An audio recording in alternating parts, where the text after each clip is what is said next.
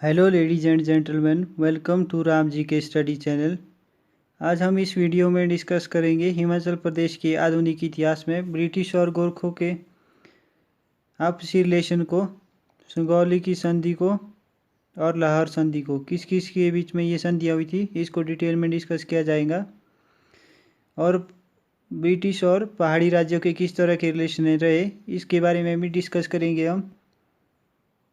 यदि आपने चैनल को अभी तक सब्सक्राइब नहीं किया है तो चैनल को सब्सक्राइब करें और बेल आइकन को ऑन करें, जिससे जब भी वीडियो अपलोड किया जाता है तो आपको नोटिफिकेशन मिलता रहे। ब्रिटिश और गोरखों की बात की जाए तो जो गोरखे थे, इनको बुलाया था 1806 ईस्वी में कैलूर के राजा मानचंद ने।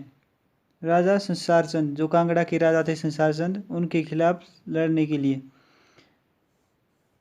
तो हमने डिस्कस किया था कि जो संसार चंद है, इसने कैलूर रियासत पर 1794 ईस्वी में आक्रमण किया था और वहाँ पर छत्तीपुर फोर्ट का निर्माण किया था।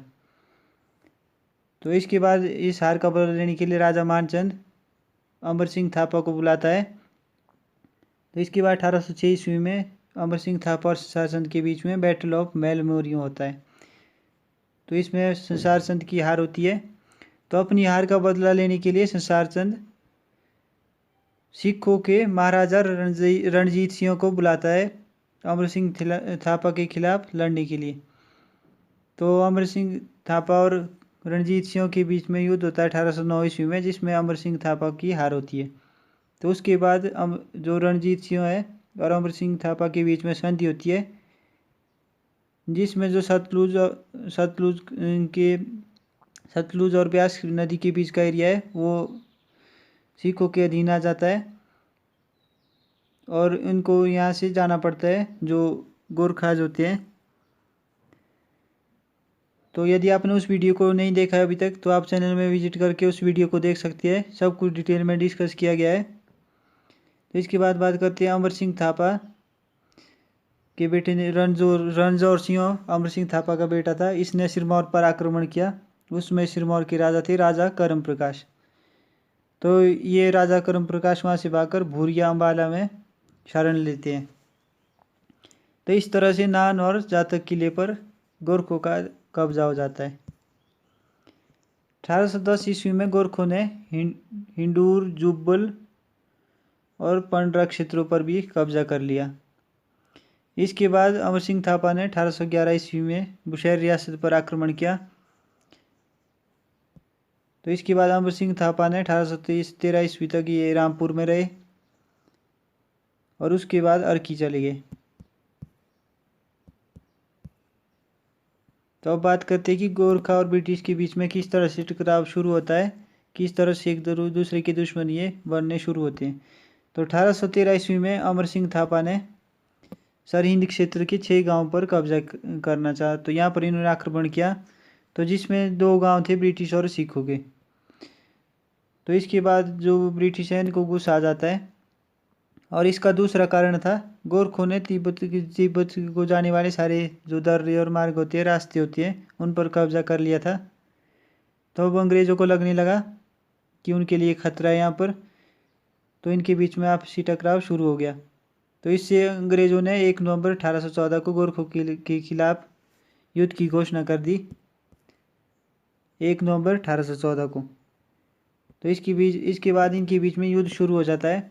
तो जिसका नेतृत्व अंग्रेज़ों की तरफ से मेजर डेविड ऑक्टरलोनी और मेजर गिलेस्पी करते हैं।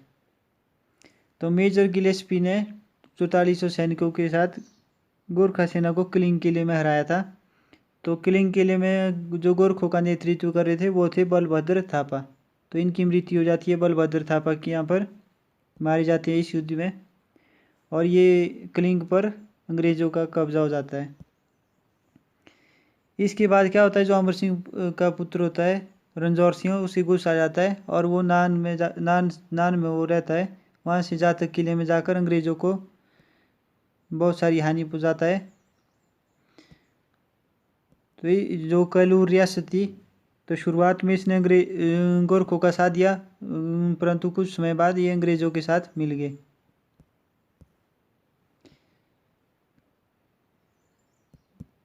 तो हमने डिस्कस किया था पीछे, तो इनके रिलेशन थे गोरखों के साथ, क्योंकि महानचंद ने अमर सिंह थापा को बुलाया था कांगड़ा पर आक्रमण करने के लिए। अब बात करते हैं, अंग्रेज़ों ने बिलासपुर के एक सरदार के साथ मिलकर कंदरी से नान तक सड़क बनवाई थी। इस युद्ध के बीच में ये भी हुआ। अंग्रेज़ों ने 16 जनवरी 1815 को डेविड ऑक्टरलोनी के नेतृत्व में अर्की पर आक्रमण किया। तो अर्की पर आक्रमण तो किया इन्होंने, तो उसके बाद वहाँ पर गोरखों की हार होती है। जो अमर सिंह थापा होता है वो मलौन किले में चला जाता है, और इसके बाद तारागढ़ और जो रामगढ़ फोर्ट होते हैं वो अंग्रेज़ों के कब्जे में आ जाते हैं। 1815 में अंग्रेज़ों के कब्जे में आ जाती है तारागढ़ और रामगढ़ फोर्ट। तो इसमें जो नेतृत्व कर रहा होता है अंग्रेज़ों का वो होते हैं डेविड ऑक्टरलोनी। अब बात करते हैं गोरखा पराजय की, किस तरह से इनकी हार होती है। तो जुब्बल रियासत में अंग्रेज़ों ने डांगी वजीर और प्रीमू के साथ मिलकर चौपाल में गोरखों को हराया। तो यहाँ पर 100 गोरखे थे, जो 100 गोरखा सैनिक होते हैं वो हथियार डालने में विवश करते हैं इनको अंग्रेज़। इसके बाद रावणगढ़ किले पर आक्रमण करते हैं अंग्रेज़। तो यहाँ पर इनका साथ देते हैं टीकमदास, बद्री और डांगी वजीर, और साथ में बुशैर की सेना भी इनका अंग्रेज़ों का साथ देती है। तो इस तरह से यहाँ पर रावणगढ़ किले में भी अंग्रेज़ों का अधिकार हो जाता है। रामगढ़ कोटगढ़ के एक जगह का नाम है सारन का टीबा। तो यहाँ पर बुशैर और कुल्लू की सेनाओं ने गोरखों को हथियार डालने पर मजबूर कर दिया था।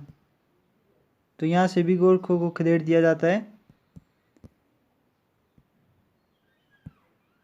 तो हंडूर के राजा रामशरण और कैलूर के राजा ने भी अंग्रेज़ों के साथ मिलकर यहाँ से गोरखों को भगाया था। तो अमर सिंह थापा हमने डिस्कस किया कि वो मलौन किले में चला जाता है। तो रामगढ़ किले में जब जो डेविड ऑक्टरलोनी आक्रमण करते हैं, तो वहाँ का जो नेतृत्व कर रहे थे गोरखा सेना का वो थे भक्ति थापा। तो ये एक बहादुर गोरखा सैनिक थे, सरदार था इनका ये। तो इसकी मृत्यु हो जाती है, जिसके बाद इन्हें सरेंडर करना पड़ता है गोरखों को। तो ये हथियार डालने में मजबूर हो जाते हैं गोरखा। तो इसके बीच में इनके बीच में अंग्रेज़ों और गोरखों के बीच में संधि होती है। उस संधि का नाम होता है संगौली की संधि। संगौली की संधि होती है 28 नवंबर 1815 ईस्वी को। तो ये होती है अमर सिंह थापा और मेजर डेविड ऑक्टरलोनी के बीच में। तो इस संधि में ये होता है कि जो अंग्रेज़ है वो गोरखों को रास्ता देंगे नेपाल जाने के लिए,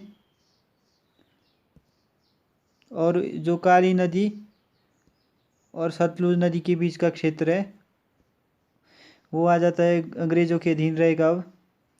और कुमायूं जो गढ़वाल क्षेत्र है वो भी अंग्रेज़ों के कब्जे में आ गया इस संधि के बाद।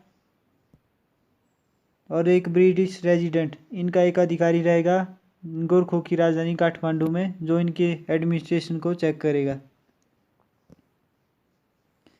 तो ये थी संगौली की संधि 1815 ईस्वी में हुई थी गोरखों और अंग्रेज़ों के बीच में।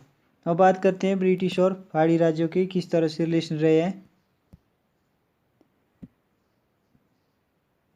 तो जब गोरखा और अंग्रेज़ों का युद्ध चल रहा है, तो उसमें अंग्रेज़ों ने प्लासी में 20 शिमला पहाड़ी रास्तों की बैठक बुलाई, जहाँ पर इन्होंने डिस्कस किया कि किस तरह से जो पहाड़ी क्षेत्र है उसका बंटवारा किया जाएगा इन रियासतों में। तो बिलासपुर, कोटखाई, भागल, बुशैर को 1815 से 1819 ईस्वी के बीच में सनद प्रदान की गई ने। कुमारसेन, बालसन, थ्रोज, कुठार, मंगल धामी को स्वतंत्र सनद प्रदान की गई। पूछा जाता है एग्जाम में कि कौन कौन सी रियासतों को कब कब सनद प्रदान की गई। खनेटी देलत को बुशैर राज्यों के लिए दिया गया। तो जो ये 2 रियासतें थी ये अब बुशैर राज्यों के अंडर आ गई। कोटी, गुंड, ठियोग, मधान, रतेश, तो इन रियासतों को क्योंथल रियासत के अंडर दिया गया। तो ये इसके अधीन होगी क्योंथल रियासत के, कोटी, गुंड, ठियोग, मधान और रतेश। तो जब गोरखा ने यहाँ पर आक्रमण किया था, तो उसमें नूरपुर के राजा वीर सिंह ने शिमला और सुबाथू की छावनी में अंग्रेजों की शरण ली थी।